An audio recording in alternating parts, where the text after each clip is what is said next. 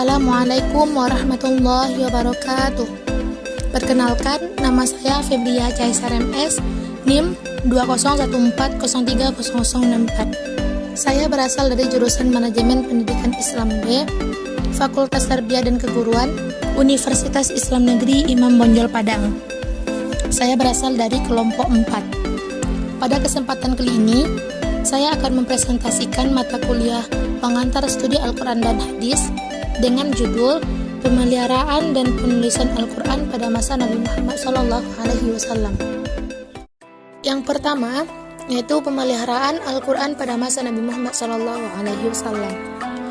Setelah Al-Quran diturunkan kepada Nabi Muhammad SAW, setiap diturunkan ayat Al-Qurannya, Nabi selalu menyuruh menghafalkannya dan menuliskannya di bebatuan, kulit binatang, pelepah kurma, dan lain sejenisnya, seperti benda-benda tipis yang dapat ditulisi.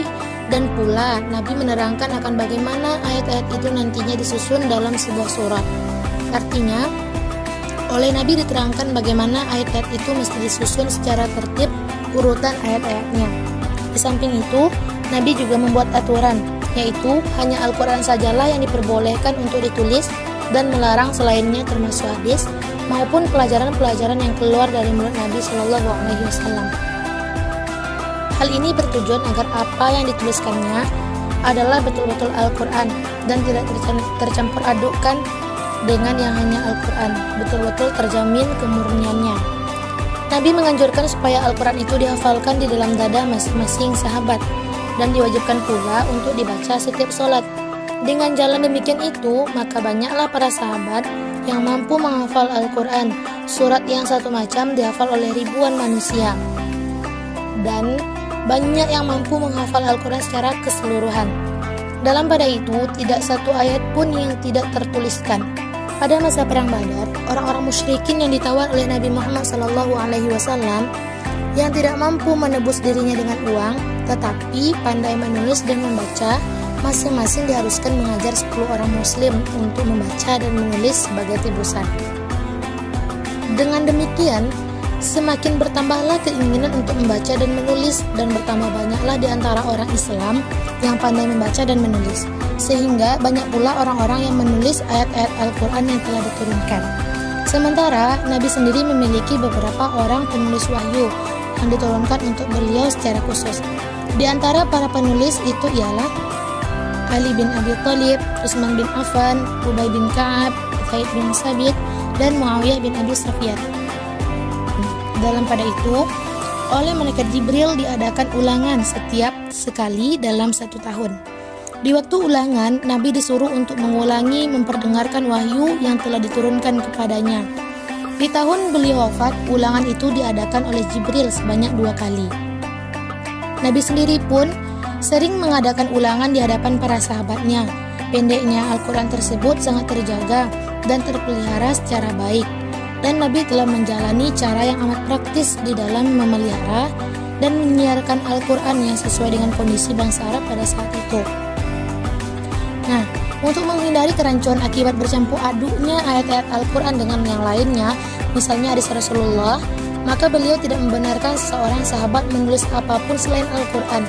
Larangan Rasulullah untuk tidak menulis selain Al-Quran oleh Dr.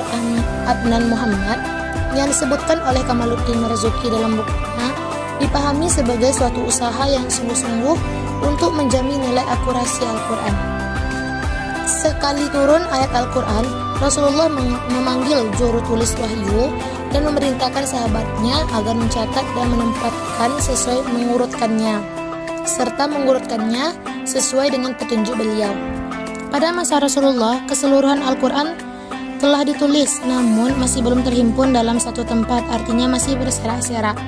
Mengingat pada masa itu belum dikenal zaman pembukuan, maka tidaklah mengherankan jika pencatatan Al-Quran bukan dilakukan pada kertas-kertas seperti dikenal pada zaman sekarang, melainkan dicatat pada benda-benda yang mungkin digunakan sebagai sarana tulis-menulis, terutama pelepah-pelepah kurma, kulit-kulit hewan, tulang belulang, bebatuan, dan juga dihafal oleh para hafiz muslimin.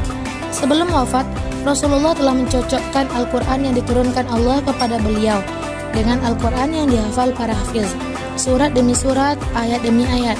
Maka Al-Quran yang dihafal para hafiz itu merupakan duplikat Al-Quran yang dihafal oleh Rasulullah Sallallahu Alaihi Wasallam. Dengan demikian, terdapatlah di masa Rasulullah Sallallahu Alaihi Wasallam 3 unsur yang saling terkait dalam pemeliharaan Al-Quran yang telah diturunkan, yaitu hafalan dari mereka yang hafal Al-Quran, naskah-naskah yang ditulis untuk Nabi, dan naskah-naskah yang ditulis oleh mereka yang pandai menulis dan membaca untuk mereka masing-masing.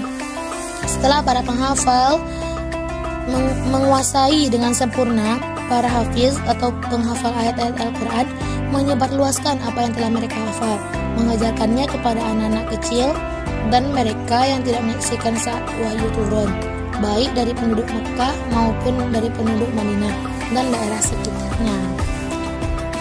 Nah, mungkin hanya itu yang dapat saya sampaikan. Jika ada kesalahan, mohon dimaafkan. Wallahu muwaffiq ila aqwamit thoriq. Assalamualaikum warahmatullahi wabarakatuh.